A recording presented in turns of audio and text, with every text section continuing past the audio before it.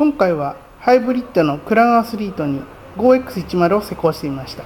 それでは動作をチェックしています。3ロックスタートになっています。それでは動作をチェックしています。じ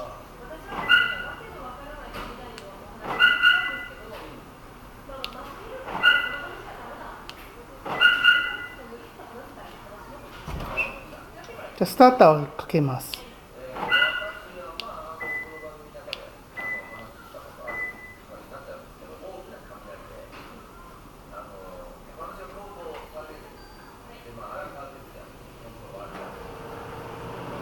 エンジンがかかりました。それでは止めてみます。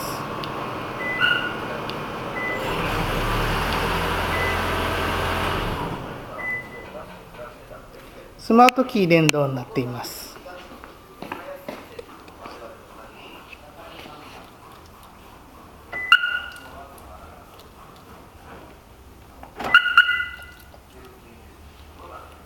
エンジンをかけています。